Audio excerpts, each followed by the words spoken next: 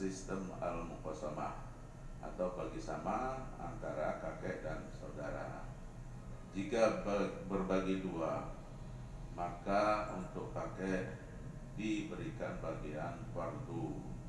Ya, jika al-muqasamah lebih banyak untuk kakek, maka diberlakukan muqasamah. Jadi mana yang lebih banyak bagiannya, sepertiga dengan bagi rata.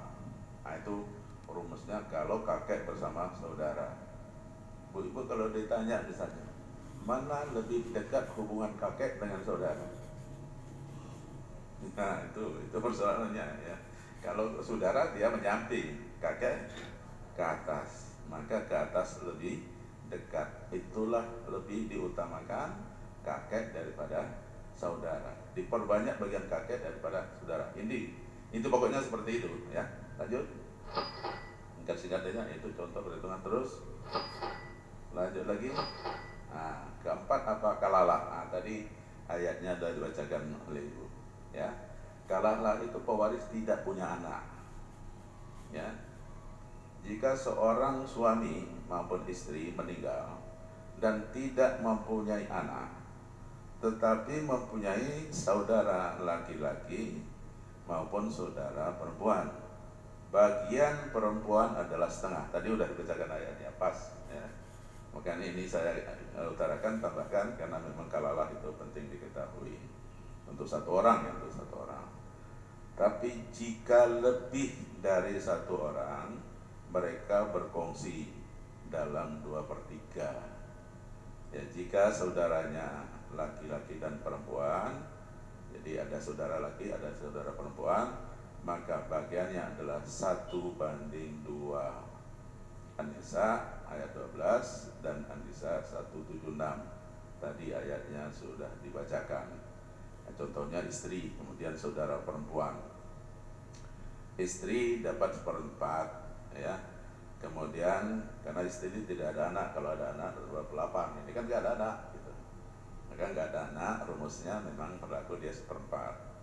Satu saudara perempuan dapat setengah, sisanya 1. Nah, sisanya ini dibagikan ya, dibagikan bersama ya, dalam dalam kompilasi hukum Islam. Lanjut terus. Nah, contoh jika saudara lebih dari dua orang ya, maka mereka berkongsi dalam 2/3 ya. Jadi ahli warisnya istri dapat 1/4, 4 saudara perempuan itu dapat 2/3 ya. Mereka berkongsi di situ. Nah, itu kisahnya nggak usah saya utarakan, bisa dibaca nanti. Maka sisa mereka dibagi lagi pada bersama. Lanjut. Nah, ini kalau saudara itu ada laki-laki ada perempuan, mereka asobah ya, suami misalnya dapat setengah, lalu ada saudara perempuan, ada saudara laki-laki, maka itu berlaku 2/1. Seperti perhitungan yang kemarin yang sudah saya jelaskan untuk anak ya sama. Pokoknya kalau ada laki-laki, saudara perempuan, berlakulah lidakari mislu hazzil unsayain. Lanjut. Kelima, munasakhat. Nah, munasakhat ini apa pengertian? Munasakhat adalah proses perhitungan warisan untuk mengetahui bagian mayit yang kedua dari warisan mayit yang pertama sebelum pembagian warisan dilakukan. Nah, perhatikan contoh. Jadi intinya munasakhat ini begini. Meninggal ada suami meninggal misalnya kan. Di ahli warisnya istri, ada anak, ada ayah, ada ibu, ada anak ya. Ada anak laki-laki, ada anak perempuan. Pada waktu pembagian harta warisan, kan ini mungkin terjadi, bisa terjadi gitu loh. Bisa terjadi. Pada waktu belum selesai pembagian harta warisannya, atau begitu selesai pembagian harta warisannya, meninggallah anaknya, baik yang laki-laki maupun perempuan gitu. Jadi beruntun istilahnya itu kan, meninggal secara beruntun. Nah, baginya bagaimana? Nah, baginya lihat ya, dan nanti akan berubah posisi jadinya. Jadi ahli waris pertama istri, Kemudian ibu dapat 1/6, istri dapat 8, ayah 1/6. Anak laki-laki asobah, kan mewarisi sisa harta kan, lalu dia meninggal, ya, lalu dia meninggal. Begitu selesai perhitungannya, sudah perhitungan, meninggal dia. Lalu perhitungan seperti bawah itu. Karena yang meninggal anak, maka istri sana, yang istri itu berubah menjadi ibu. Nah, ya, kan di sana istri. Karena anaknya yang meninggal, ya istri jadi ibu, ibu jadi nenek, ya, ayah jadi kakek. Berubah struktur dia, berubah struktur. Nenek nggak bisa karena ada ibu, terhalang dia. Ini kalau terjadi beruntun, dan kasus itu pernah terjadi gitu, makanya ada perhitungannya, ya, dan kemungkinan juga akan datang itu bisa terjadi. Seperti itulah kira-kira menentukan porsinya, menentukan status dan porsinya. Lanjut, kita lagi waktunya. 6. Ahli waris pengganti zawil arham. Semalam sudah saya sebutkan, sudah berikan contoh. Pengganti zawil arham secara umum adalah orang yang memiliki hubungan nasab atau darah dengan orang yang meninggal, baik ashabul furud maupun ashabah. Ahli pengganti dalam konsep fikih adalah zawil warisan zawil arham menduduki ahli waris seperti zawil furud. Nah, lanjut contohnya. Ya, contohnya ahli warisnya istri, ayah, 1 cucu cucu laki-laki dari anak laki-laki. Ada 2 cucu perempuan dari anak laki-laki. Ada 2 anak laki-laki. Itulah makanya akhirnya samalah bagian cucu itu dengan bagian anak laki-laki, ya, karena dia menggantikan kedudukan ayahnya. Ini sekedar ungkapan contoh, nanti ibu bisa perhatikan. Lanjut terus. Terus yang ke-7, khunsa muskil. Khunsa muskil itu intinya adalah apa istilahnya, Bu? Anak waria, ya, waria. Jadi kalau masih kecil kan susah menentukannya. Kadang begini, ya, memang pernah terjadi secara faktual. Kami pernah waktu tahun 87 itu ada kasus yang agak heboh jadinya, ya, agak heboh. Karena gini kasusnya,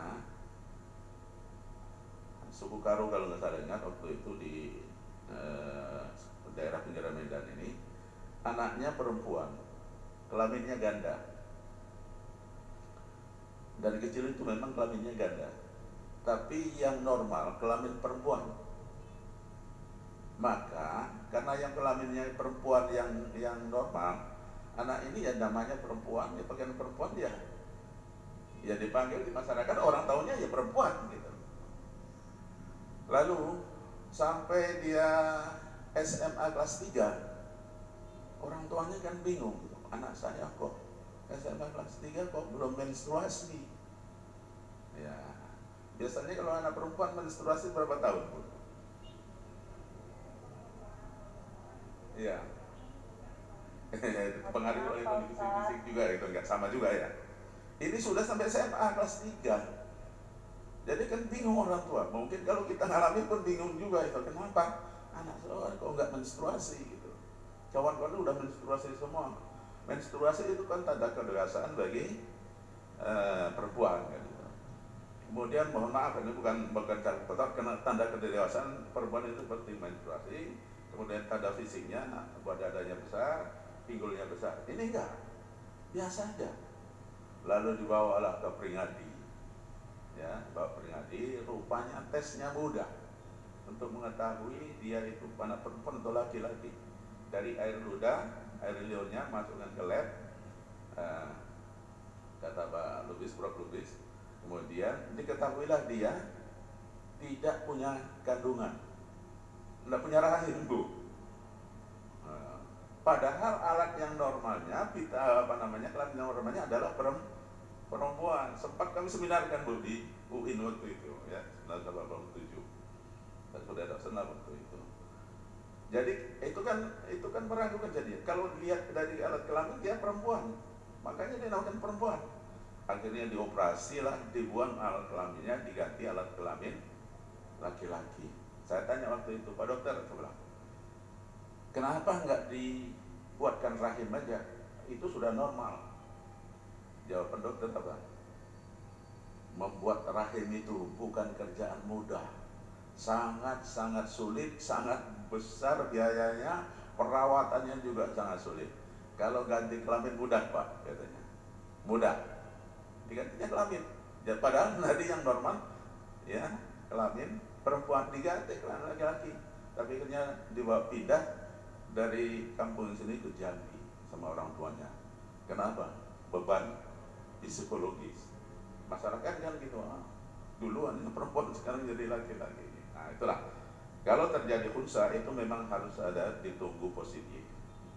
Ya, tunggu positifnya itu kalau memang ya kasusnya di kota ini barangkali mudah, bawa aja ke peringati ke rumah sakit mana tes, ada penentuannya itu bukan kelamin, penentuan ada nggak rahim. Kalau nggak ada rahim berarti esensinya, substansinya dia laki-laki. Nah itu. Jadi ini bagaimana caranya? Menurut Imam Syafi'i, unsa muskil itu yang sulit diketahui, tapi sekarang sudah kemajuan teknologi itu lebih mudah, ya. Sulit memastikan, kan? Bagiannya bagaimana furud yang rendah diberikan pada dia bagian anak perempuan yaitu setengah, yang paling rendah, ya. Itulah diberikan kepadanya. Jadi anak unsa bagiannya setengah, ya. Nanti ditakdirkan gitu, kalau sudah positif nanti baru laki-laki atau perempuan yang benar gitu. Udah tinggal membagi aja. Lanjut. Habis barangkali? Lanjut. Nah, habis. Nah, itulah kira-kira tambahan Bu. Ya, makan waktu berapa menit juga Bu ya. Oke. Itu segera tambahan dan itu